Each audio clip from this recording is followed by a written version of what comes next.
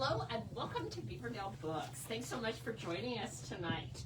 Before we begin, I want to mention a couple of our upcoming events. Next week, February 11th, we have Adele Parks, and she's going to be here all the way from the United Kingdom to share her book, Our Beautiful Mess, and that will be in conversation with Heather Gudenkoff at Franklin Events Center at 6:30 p.m., and that's a free event.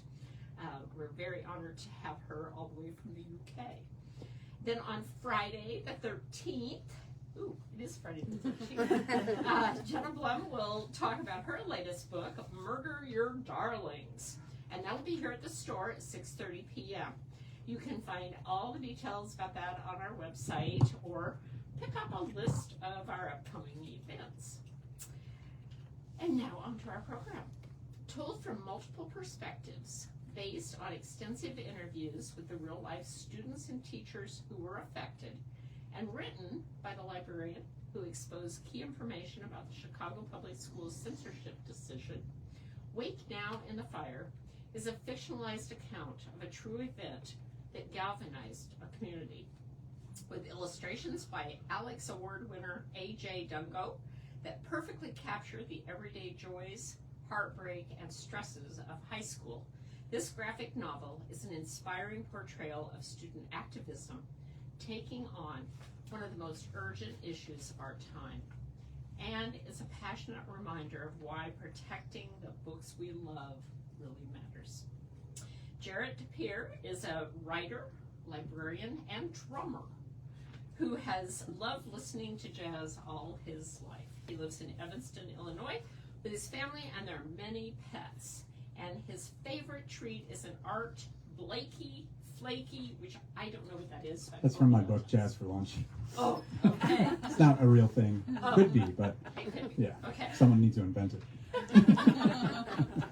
Sarah Hayden Paris is president and founder of Annie's Foundation, a nonprofit that fights book banning by giving back and by removing barriers to access to titles all across the state of Iowa. Please give a very warm Des Moines welcome to Jarrett and Sarah. Thank you. Thank you so much, Josie. I'm very happy to be here. It's a beautiful store. Also, Thank you. Thank you so much for sharing your Friday evening with us to talk about something I think about constantly. Same. Yeah, as I'm sure you do as well. Yeah. Well, so I thought, so one of the things when I got introduced to you and the book, one of the things I thought was immediately caught my attention was your title. Mm-hmm. And I thought maybe you could tell us a little bit about how that came to be. Yes, absolutely. So the title, Wake Now in the Fire, is it's a play on a song title by a band that I love, Rage Against the Machine. I'm sure you've heard of them. Been around since 1992, and I've been a fan since I was a freshman in high school. And Zach De La Rocha, the singer, is one of my favorite lyricists, and I just generally claim him as a favorite writer because that's what he is. But they have a song called "Sleep Now in the Fire" on their third album, The Battle of Los Angeles. And so two things. Number one, we were looking for a title that evoked Fahrenheit 451. I was a little bit hesitant, a little bit reluctant to use the word burn or flames or something like that, just because a lot of books have come out with that in the title. But at the same time, it's so fitting. So my editor and also my agent was like, yeah, but you want to also indicate to people what it's about. And so I was really searching for something that just felt authentic to me. Mm-hmm. And my son and I, we were, during the pandemic, I homeschooled him for 2 years. And it was during those 2 years he got really into Rage Against the Machine, which I didn't argue with. And we started playing all the albums. But that song, it really struck me anew what a powerful song it is. And it's such a great groove. As you heard, I'm a drummer, and so I'm always noticing that. And we listened to it over and over and over while he was attempting to do math worksheets and stuff. And one day we were trying to come up with this title, and I said, "Wake Now in the Fire." And I think my son might have even gone, "That's cool." Whoa. And yeah, and I loved it instantly. And so I thought I like it how it evokes, the book burning, but also refers to, a protest song, but also a song that song is about something very different, which is Sleep Now in the Fire is told from the point of view of greed itself. And it's about how greed encourages us to numb ourselves, to become complacent and fall asleep, essentially, as greed itself burns the world down around us and says, quietly, it'll be okay. Don't worry about all that. And so I loved that. It just felt very fitting because the incident at the center of the book that compels so much action amongst the teens, each main character, and even some of the more ancillary ones, they have an awakening. They wake up to themselves through their reaction to the ban of Persepolis within their school. And that happens in different ways, but deep emotions, trauma, questions about identity, all become activated as they face how can we fight this back. So I guess I hit it on three different levels because they're all waking up. Yeah, it's awesome. I think it's like a really powerful title. So Thank good you. job. Thank you. And thank you to Rage Against the Machine.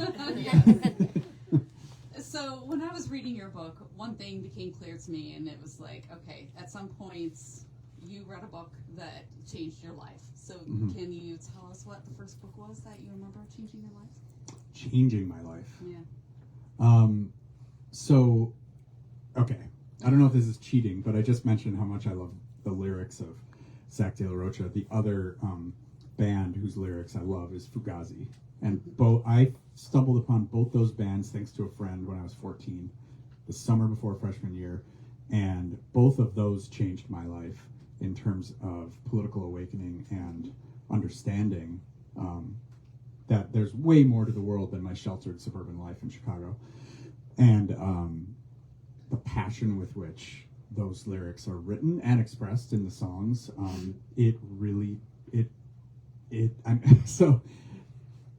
I used to recite Rage Against the Machine lyrics at the top of my lungs in the outfield when I was on the baseball team in high school. I was done with baseball at that point, and I still remember the day I was standing in right field, bored out of my mind, and reciting the lyrics to "Wake Up" by Rage Against the Machine. And in it, he's listing all of the things that he says are American dreams, and he says, assimilation and words like that, and complacency, and then he says over and over, all of which are American dreams.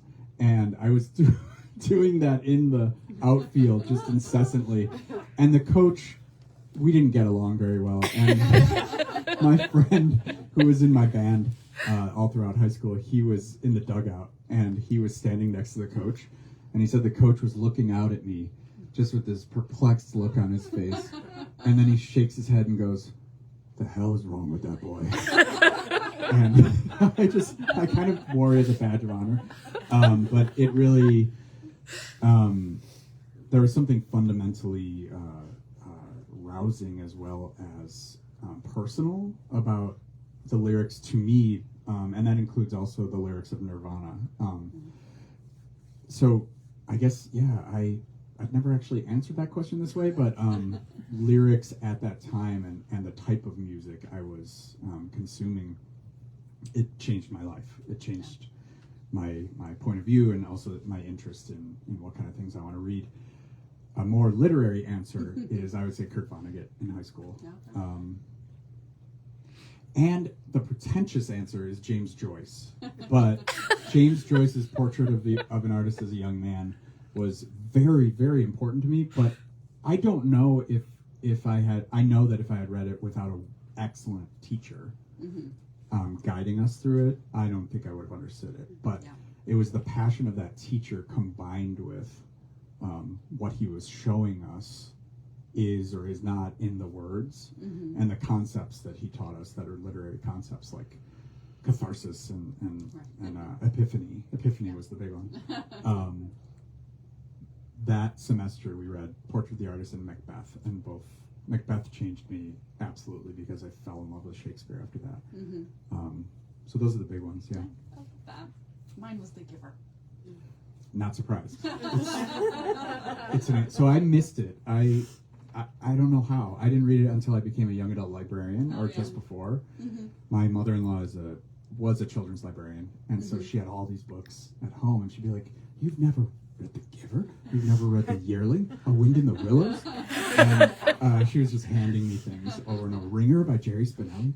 And so, yeah, even before I went into libraries, I was always a reader, and so she was feeding me a lot of stuff, and it tapped me back into the young person. Yeah. I often have easy access to inside of me, but being connected back to that literature, a lot of which I missed, and there wasn't much in the early 90s in terms of YA literature. Mm-hmm.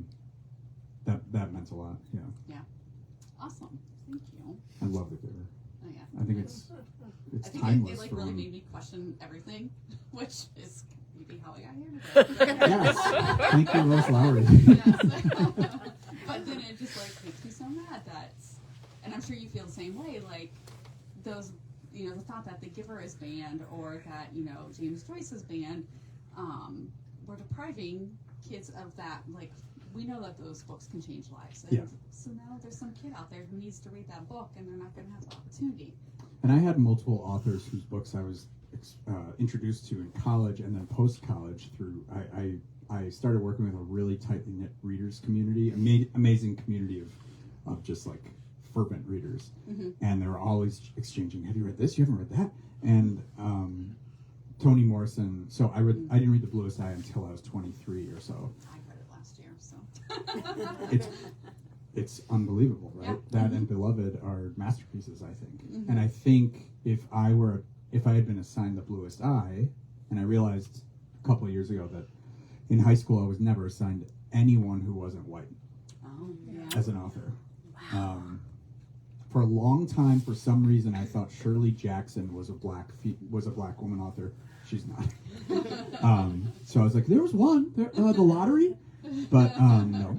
And so never read one. And I picked up a book that was by Richard Wright when I was 16, Mm-hmm. because I was always procrastinating from doing my work in school by reading things that I wasn't assigned, and so I would pick things off the shelf. And a Borders opened, like, you probably all remember what a big deal Borders was when it came out, or when it spread. And I would browse Borders all day on a Sunday, and I picked up Black Boy, and I absolutely loved it. But the fact that nothing like Black Boy was assigned to me, Mm-hmm. Black Boy, I think, was another one that changed me. It was around the same time when I started reading Kurt Vonnegut, and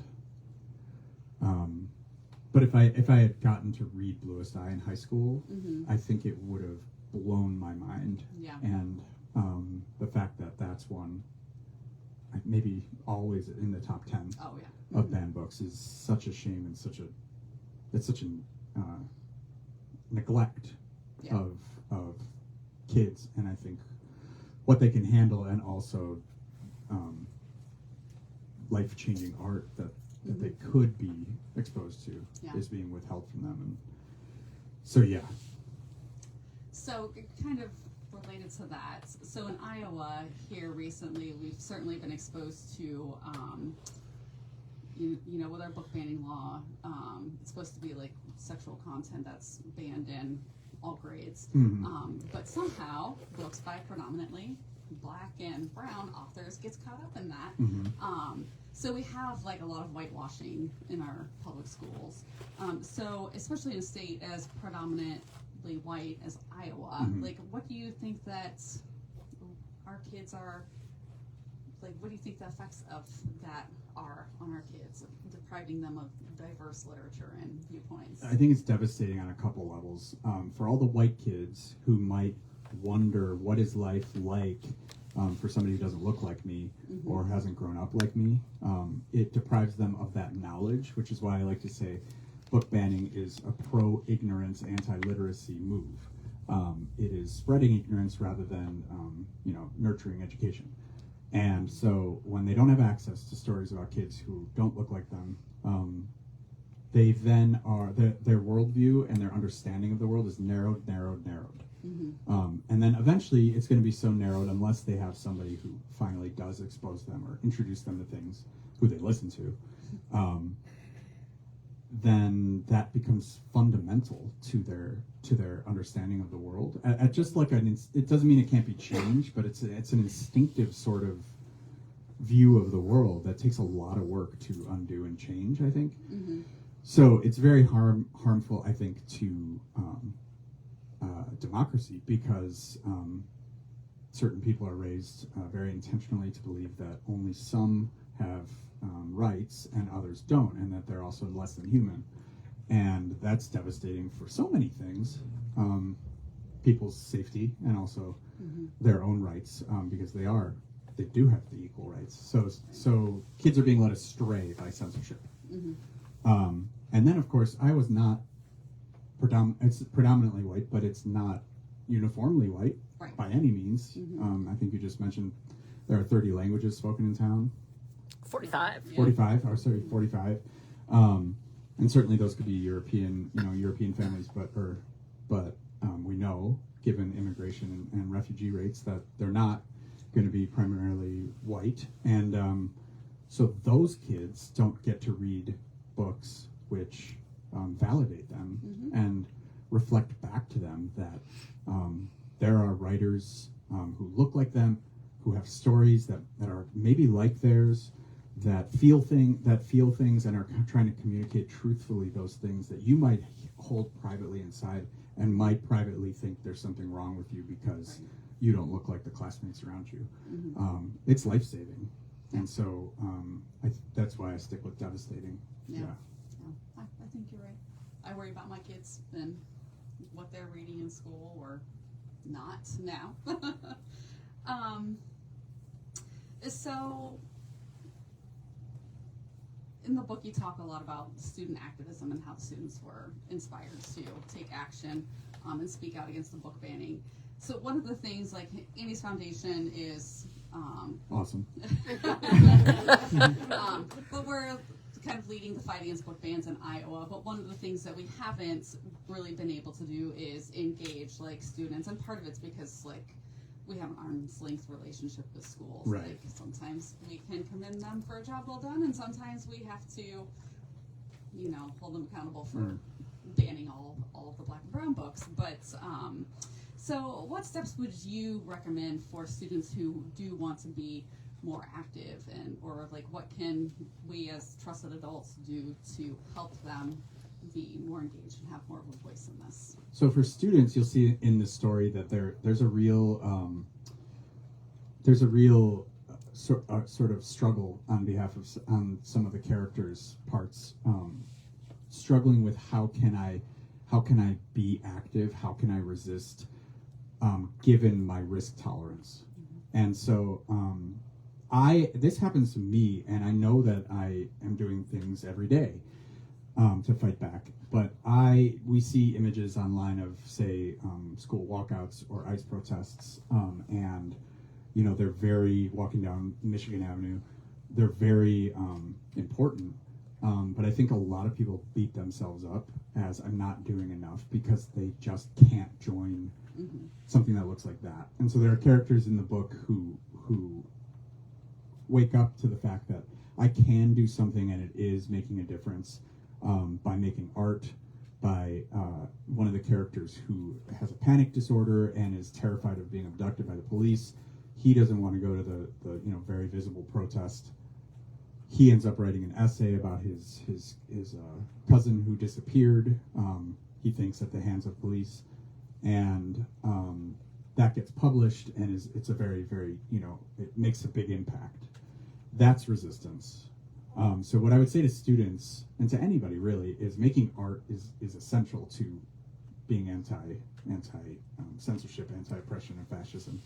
But so is making a whistle kit, you know, with whistles and a little or a little like what to do if ISIS spotted in your neighborhood zine, prepping those.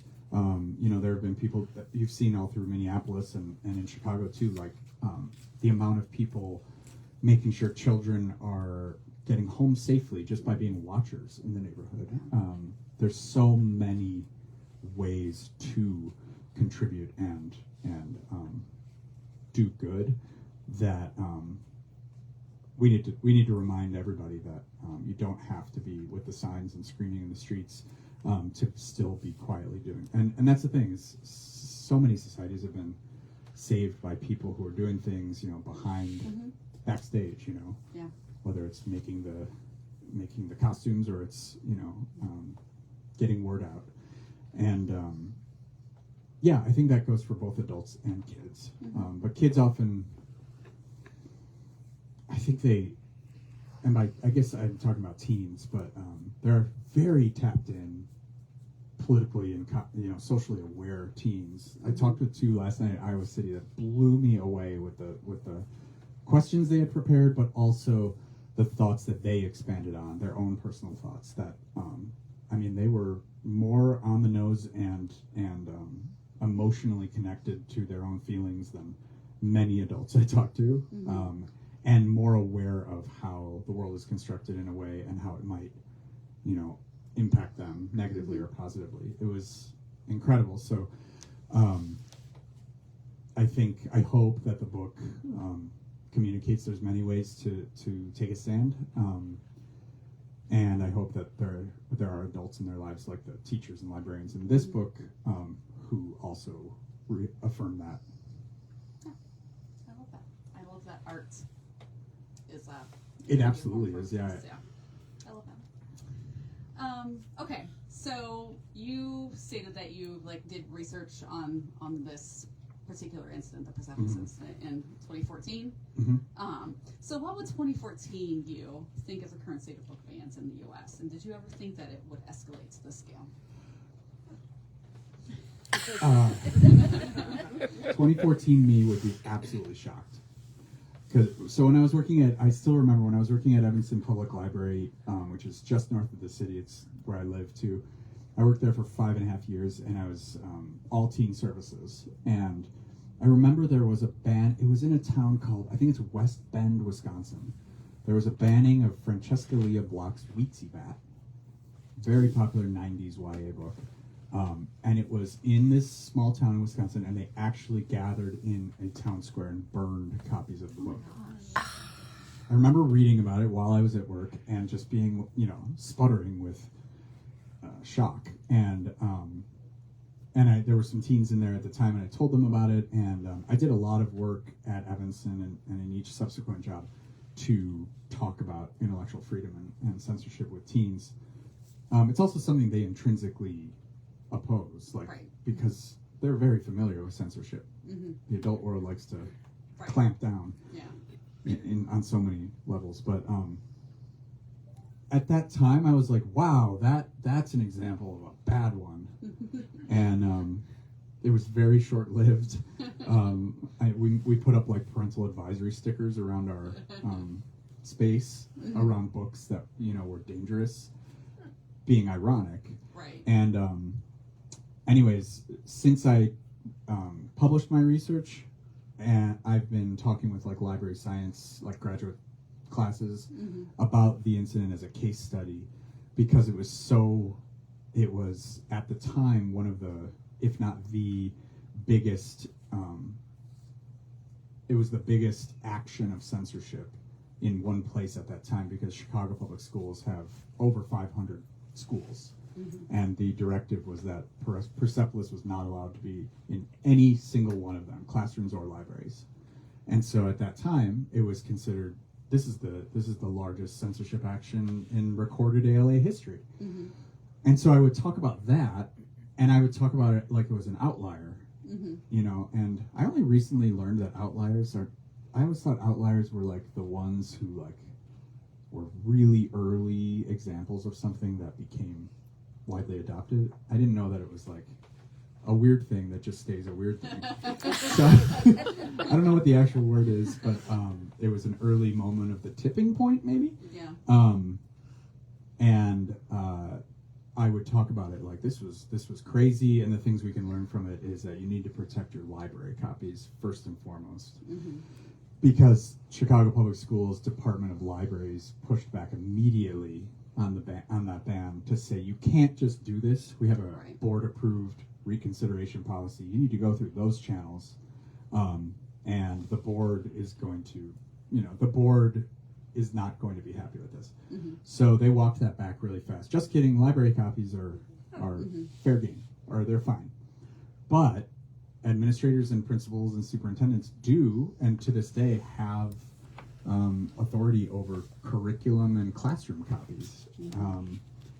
And there are a few loopholes, one of them being if the teacher personally owns certain books, they can't just take them away. Mm-hmm. They might say you can't have them in the classroom anymore, but they can't just like disappear the books, which is what happens with the first set that gets removed in Wake Now in the Fire. But to me, it was a opportunity to teach about if your school library doesn't have a board-approved reconsideration policy, get that going. Mm-hmm. If your public library doesn't, then that's urgent. And it kind of left at that. Mm-hmm. And then it was a chance to teach about the vulnerability of classroom copies. Yeah. Now. We see some censorship actions on such a massive scale all over the country, and it's 2014. Jarrett would say, "What the hell have you all done? What happened?" And it was a problem before in certain communities, and it would flare up. Mm-hmm. But this is an inferno. Yeah, and I always say I didn't think I'd spend my 40s fighting book bans. Like, Right. it's ridiculous, but here we are. And you might have had a time in your 40s that you did it once in your local community because someone didn't like Harry Potter or something like that. But yeah, now it's unhinged. It's out of Yeah. control. all the time. Yeah. Okay. So, can you tell us what made you decide to approach this story in the graphic novel format? Yes. So, number one, I started my career in libraries at Evanston Public Library, and at the time, the person who managed the collection did an amazing job of collecting a huge graphic novel collection, and that was in 2009. So it hadn't yet hit the wide, audience that it does have now. But I noticed and was like a huge fan of how interested all the teens that came in were in our collection. And so we made this section in the corner that had really comfy chairs and big displays with lots of space. And we made that just like the graphic novel corner. And kids would come in sometimes on a Saturday and sit for 6 hours and read 10 manga volumes. Because that was another thing at the time. I don't think I was even very familiar with manga at all, but there was already a sizable collection in our collection. And the teens loved it. Yeah. That's all my kid reads. Manga. Yeah, that's great. I mean, that's so Right, much yeah, I don't reading. care. Yeah. Whatever makes them happy. Exactly. That's a whole other topic. We could talk about. But why a graphic novel? So really, my work there made me fall in love with like the modern graphic novel. I had read Mouse and Persepolis years before that, but other than my reading as a kid, which was all Calvin and Hobbes, Peanuts, and Far Side, I didn't read like the Bone comics. I didn't read any superhero stuff. It opened a door to me, and I just became kind of insatiable. I particularly love nonfiction comics, graphic medicine, which is, if you don't know, it's an umbrella term for any comics that are memoir about medical or personal health experiences, including mental health. So there's so many great memoirs in graphic form about, say, having bipolar disorder, having shingles. I mean, the list is endless. And there's a website, Graphic Medicine, I think .org. It's really cool. I love those. And But anyways, the point being, it's so wide-ranging and so attractive to readers, and it's also a relief in a lot of times to read a graphic novel. So when I was in grad school, that's all I read was because I was being fed so much academic stuff that hurt my brain that I didn't want to stop reading for entertainment, but the only thing I could enjoy was laying down with a graphic novel. And it, of course, tied into what I was studying, teen services. So because it was the banning of a graphic novel, it just came naturally that I thought this should be a graphic novel about the banning of a graphic novel. Yeah. And I also loved to write scripts. So I ran a teen theater troupe at Evanston and Skokie, committed to or dedicated to adapting teen books. So we did The Giver. That already had an adaptation, so we just rented the rights and did it. I did that twice. I adapted Chris Crutcher's The Sledding Hill, which is about a community organizing around a book ban, for and against, and really awesome teen characters. I loved writing those scripts, and because I also always wanted to write YA, a lot of things came together with this. But it took me many years to come around to what this was going to be. At first I thought it was going to be like a zine, a really badly illustrated zine that I made that told the story, and then I was going to do a Kickstarter with some artists I met in Chicago, and then like every stage of it led me to the next one. And then when I got an agent for my picture books, I told her about this, and she said, get writing that right now. And that's when I sort of in earnest really started. But it was always going to be a graphic novel. Yeah. And someone asked me the other day, why did you write yourself out of the story? That's because I don't love when, I don't know, nobody needed to see panels where I'm gazing out the window thinking of what to do next in my thesis paper, you know? Right. So, do you have a favorite graphic novel? Or, if you... I do have a few. Persepolis is one. So that it was one of my first and still remains one of the most powerful in my opinion. Others. There's one about Thelonious Monk. So graphic biographies are amazing. I forgot the author's name, but it's a beautiful book, and it's illustrated and flows like his jazz. I love this more recent one called How It All Ends by Emma Hunsinger. It's for like 6th grade and up. It's one of the funniest graphic novels I've ever read and had me laughing out loud constantly. She's an example of an author who knows teens, how they talk, and the ridiculousness of their dialogue and also their perceptions of certain things. It's amazing. I really love Rex Ogle's middle grade graphic novels. He has a series that starts with Four Eyes, and then Pizza Face, and then his upcoming one in March is called Fruitcake. These are all insults he was called 6th, 7th, and 8th grade of middle school. They're very true to life and his experiences. And he also writes under the name Ray Terciera.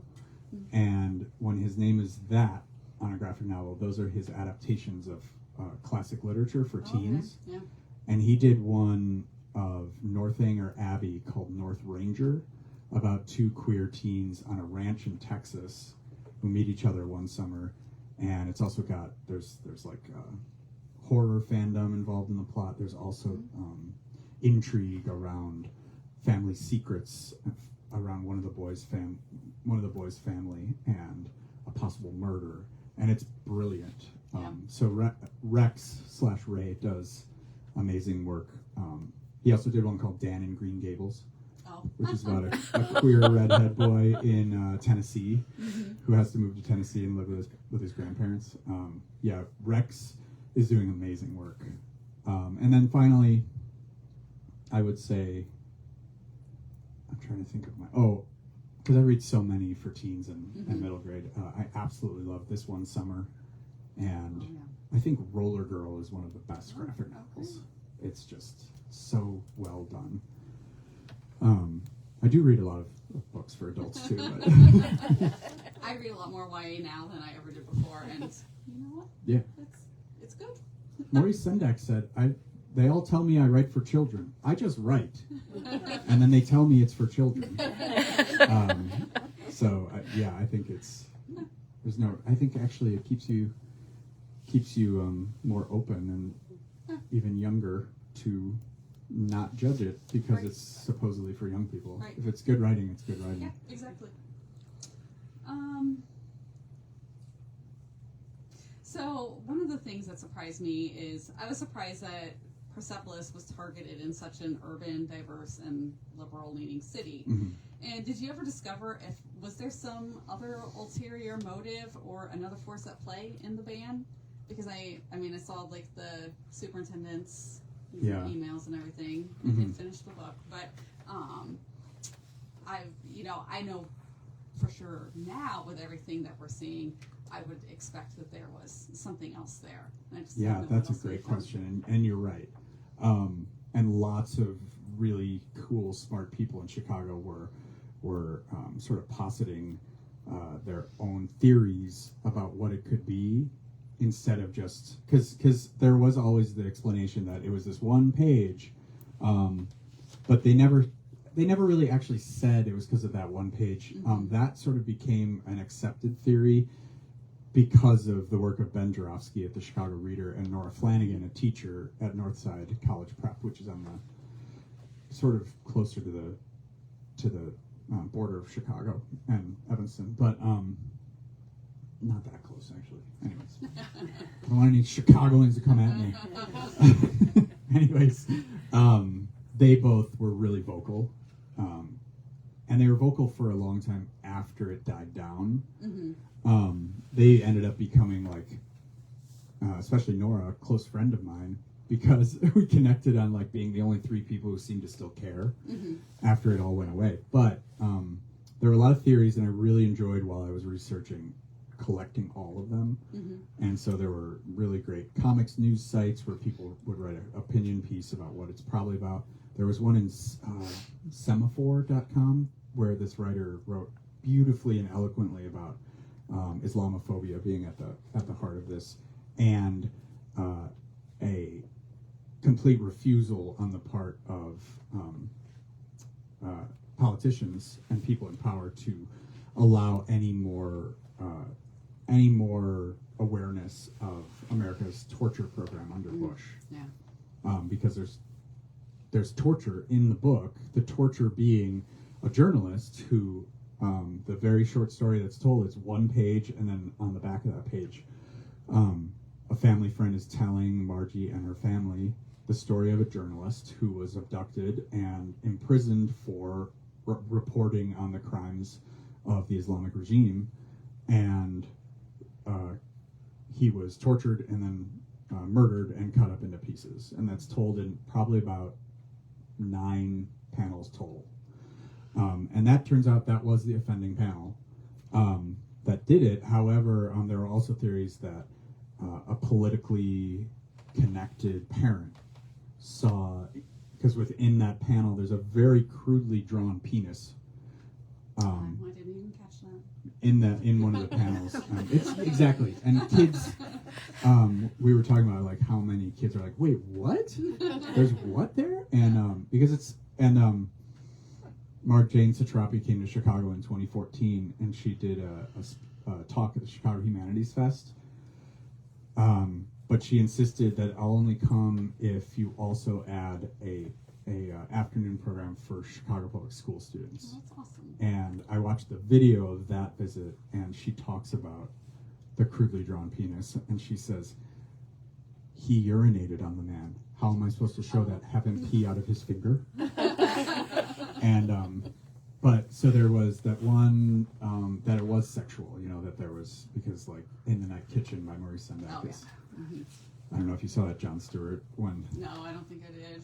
He had Maurice Sendak, or no, it might have been, no, it was either Stephen Colbert or Jon Stewart. They had Maurice Sendak on, and he said, a lot of people are offended by the little boy's, genitals being on the page. And then he goes, so I've taken the opportunity to fix it for you. And he'd cut out every single one, gave him a baggie of them, and Maurice Sendak said, "You don't have any problems at all." Anyways, so people thought it was a moralistic because of that.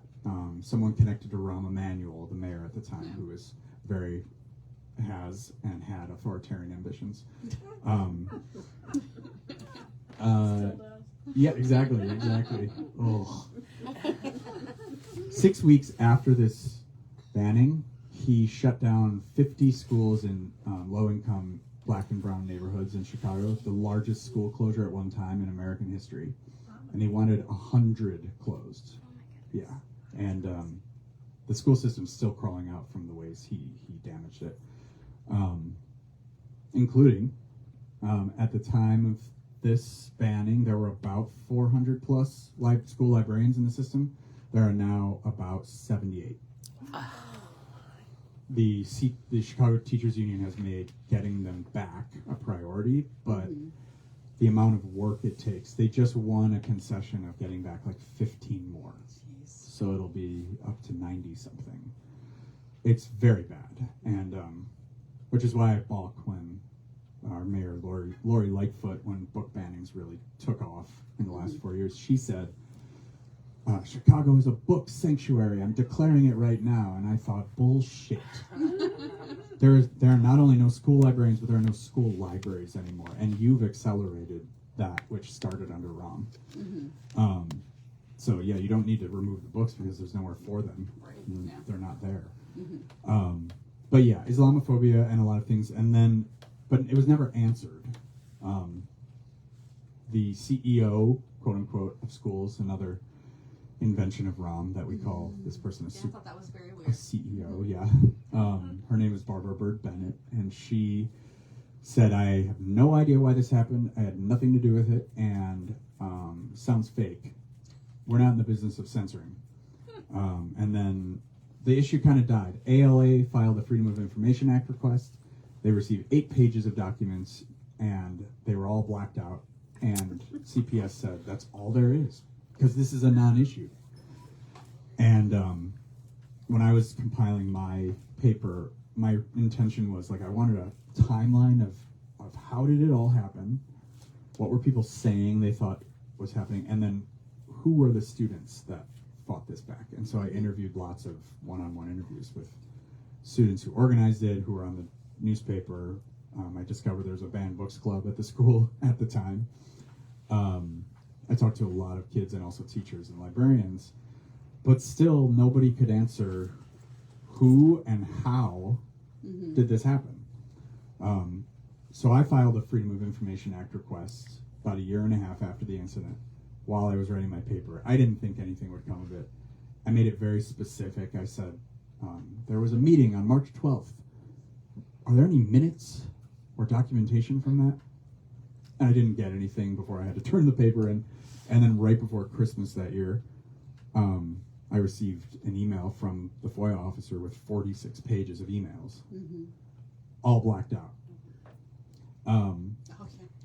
But just the fact that I received 46 pages caught them in a significant lie, because they said there's nothing. This was not a big deal. But I also discovered that the redactions were not permanent. They'd done it incorrectly. When I was flipping through my phone, and every time I went to a new page, I could see what was underneath it for half a second. And I was like, wait a minute. And I went to my computer and I highlighted the black bars and then just went up to the highlighter function and put like no highlight. And I did that to the whole document and had everything. I love that so much. I like to think that the FOIA officer, because I found out she was no longer working at the office even a month later, can I remove it from the library, from that classroom? Do I have your permission? And within 1 or 2 emails, Barbara Bird Bennett responds, absolutely, get it out of there. And while we're at it, let's remove it from every school in Chicago.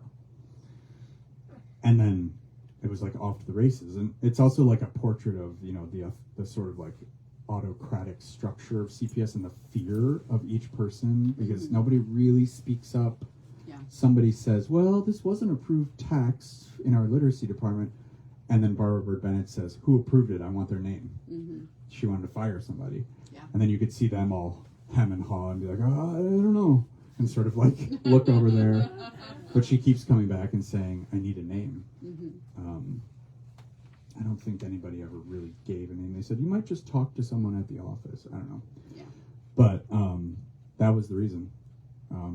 It was, which could have been handled if that person had maybe just talked to the teacher and said, did you know this was on your shelf? Right. I don't think it should be in here. And the teacher probably would have been like, oh, yeah. Yeah. In a lot of very low-income neighborhoods, schools that are way underfunded, they receive a lot of donations so teachers can have a classroom library. Sometimes they don't have time, shockingly, to weed that collection right away. Yeah. I'd be surprised if a teacher was like, yeah, Persepolis for third graders. Right. Yeah. I'd be very surprised if a third grader picked it up. Exactly. And was like, yes, this is the book for me. Yeah, there's like very sophisticated debates about metaphysics and God and also the Islamic Revolution, you know? Right. Yeah. So yeah, it didn't need to be what it was, but it I think it ripped the mask off a lot of stuff. Yeah. Well, good for you. Thanks. That's awesome. All right. So I think now we have a chance for anyone in the audience to ask questions, if you have any. I want to know how you found your illustrator. Thank you for saying that. I absolutely love AJ's work. I love him as a person.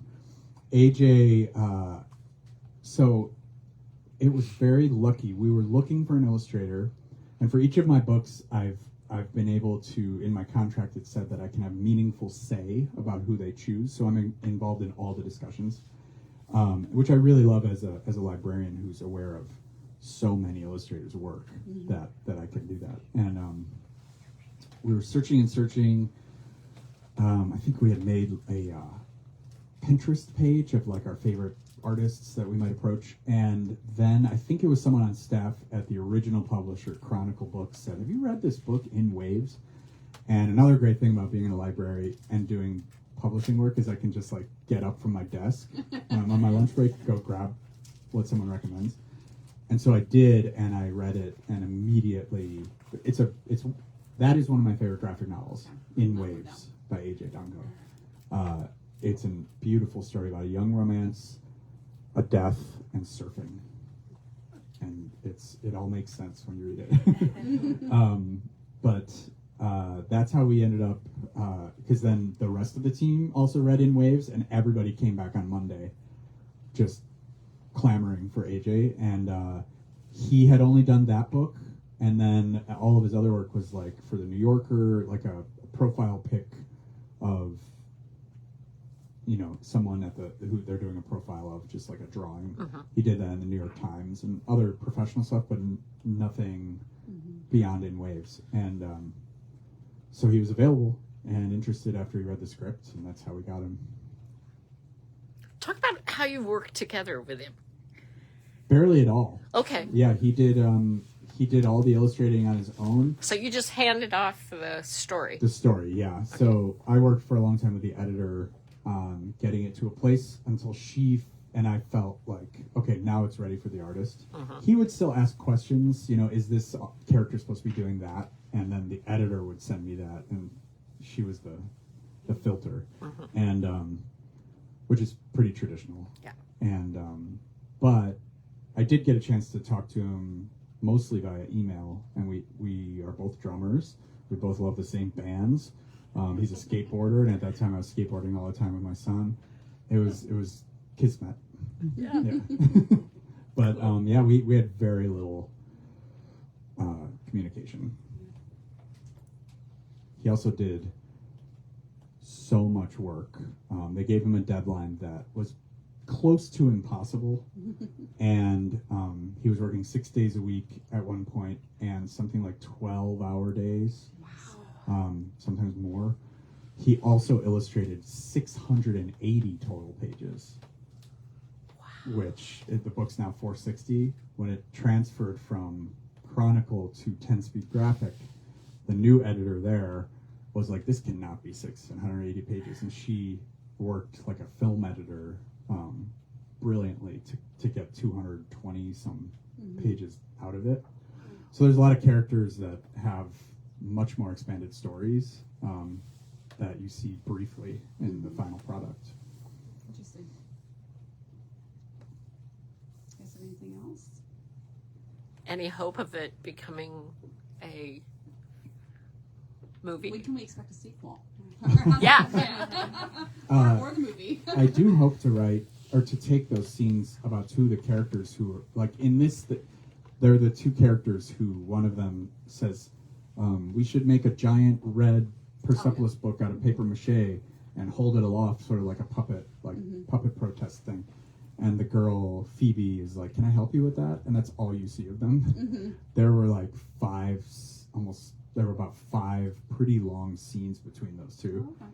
And there's a backstory to Tomek, the boy who builds it, and his parents' backstory in Poland. That is what I'm writing as a graphic novel. Yeah, because I'm like, I love those two. I want to keep exploring. Well, so we don't have any questions. I always like to ask people about their pets. Tell us about your pets. Okay. I have 2 cats. One is named Ozzy. Oh, I had a cat named Ozzy. Really? Yeah. Had or have? Had. She was 17 when we said goodbye. So it was funny you said that Jarrett lives with his family and there are many pets. That was written at a time when I had 2 cats, a dog with 3 legs, and 4 chickens and a fish, which was around 2021. And the chickens had to be given up. We just could not handle the upkeep, and also chicken keeping in the winter when it's -4 out and they're pecking each other and bleeding. My wife was like, "The eggs are not worth it." But I always argued, but the comedy is, because they're so funny. But ultimately, we found a family in Wisconsin who actually was willing to come. This man came in his pickup truck, took the 4 chickens and the whole coop and put it in the back of his pickup truck, and his son had the chickens in a box, and they just suddenly, and he's like, "They're going to go to a farm." I was like, "Great." And so now we have Loki, who's an Australian Shepherd, Ozzy, who's 5 months old, and a great kitty, and then Mr. Haley is our, he's about a year and a couple months. He's a sweetheart. Ozzy's crazy, like kittens can be. Loki is firmly attached to my wife. Like the Velcro is very strong, and she is always like, "Why won't you be attached to Jarrett?" Because our previous Australian Shepherd was Stormy, and Stormy, his whole existence was, "Is Jarrett okay?" So I would sneeze, and he would come, no matter where he was in the house, he'd come like panting, like he's stressed, and we used to joke that he thought I exploded. But we thought the same would happen with Loki, because I was the one who found him. We go through Australian Shepherd Midwest Rescue, and Loki was in Iowa, and being fostered by a woman who had become a grandma recently. She loved Loki, but she's like, "I can't do this and take care of my granddaughter." And he was perfect. So I found him, I went and got him, and then as soon as he saw Elizabeth, it was like heart eyes. Which I understand. Yeah. I had the same reaction. I have a cat and 2 dogs, so. What kind of dogs? I have an old English sheepdog and a Bernedoodle. Bernedoodle. What's Bernese Mountain Dog and Standard Poodle. so how large or small is this dog? She's Standard poodle, you said. Yeah, okay. she's like 63 pounds. Okay. She's decent size. Stormy was really interesting because he was 65 pounds and a full meter long from nose to tail. Wow. He was very long, and we figured he was a mix of a pointer and a Australian Shepherd. He looked like he'd been constructed from random parts by God. And then he needed one of his legs amputated, and so then he was hopping around. He was very striking looking. I still miss him. Yeah. Yeah. I know how that goes. And the fish? The fish, it was just a goldfish that just kept growing and growing. And my son was supposed to take care of it. You know how that story goes. Yeah. Yeah. What a great way to end our conversation. Yeah, well, we just added 4 new board members, and one question that Haley's one of them, but one question we asked all of them was like, what pets do you have? Because we talk about our pets a lot, so it's very important. It is. I mean, just today in Iowa City, my daughter goes there, and she loves to go to this cat cafe, Oh, yeah. and she has like a membership there. And she's like, I was like, well, take me to the cat place, and so we sat for half an hour with cats all around. And I was like, this is such stress relief. Yeah. It's incredible. You just forget yourself Yeah. when they're around. Yeah. Yeah. Has the book been banned yet? Well, it came out Tuesday, Yeah. so we'll see. Yeah. I mean, there are gay characters in it. Yeah. There is talk of sexual assault and Yeah. police torture, Yeah. Substance Students abuse. uprising. Yeah. students uprising. Yeah, checks a lot of boxes. Chris Crutcher wrote The Sledding Hill intentionally without any swear words, because it's about censorship, and it was censored at middle schools all over the place. But it's about teens fighting back against a book being censored. And I mean, his books were always on the like top 20 list, and he was surprised because he thought I tried so hard.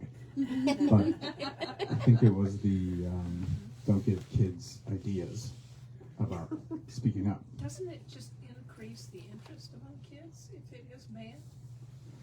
It does if they hear about it, I think. Oh. If it's in their school and then it becomes high profile, like Persepolis does. Marjane Satrapi said at that Chicago Humanities event, my book has never sold so well Yeah. as after the Persepolis ban, and which is saying something because it's an international bestseller. But she also said at that time there are only 2 places, and I'm shocked to say it, where my book has been officially banned in 2013: Iran and Chicago. There was also a small school in Texas, but it's bizarre. But I think it does increase, but the scale of it now with so many hundreds of titles, the fact is that it's not good for authors and it's not good for readers because these books just disappear, and they disappear before anyone could even learn they existed. And a lot of first-time debut authors are seeing their books, so they don't have a profile or anything like that.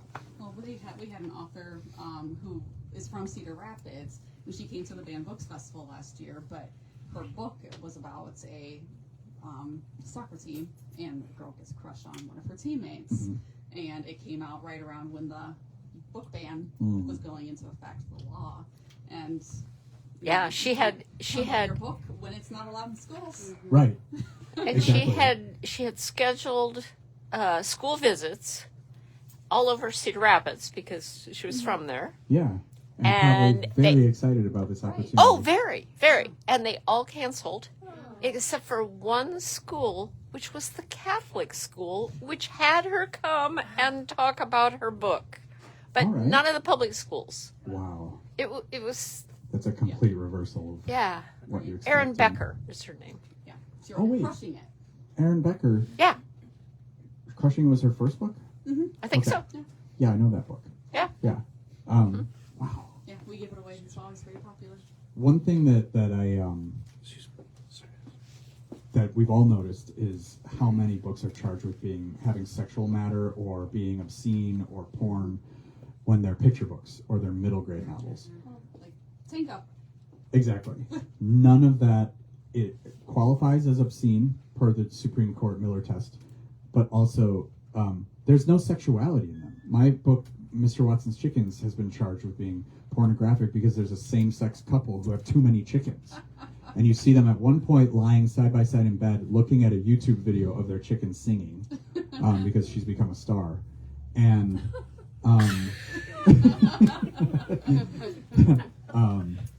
and it's truly bizarre because it's a projection. It's either disingenuous, which is like, there's no sex in this book, but what you object to is the existence of characters like these, Right. and not too far removed from people like these. Or if you do see it as sexual, you're projecting something that is not in the book whatsoever onto these characters because they're same sex or because they're non-binary or queer or whatever. And that's really weird. Yeah. I don't read Millions of Cats and wonder if the old man and woman are getting it on. They're just lonely and want a cat. You know? So why do you do that to Pride Puppy? Why do you do that to so many books? Yeah. That show it's just not part of the story. Right. Yeah. Which is, I think it really speaks to objecting that the stories treat different people as normal. Right. Yeah. Agreed. Like, Well, good luck, Jarrett. Thank This you. is really good for you. Thank you. Thanks for being here. All right, thank I you. recommend the book. It was great. So. Happy to sign copy.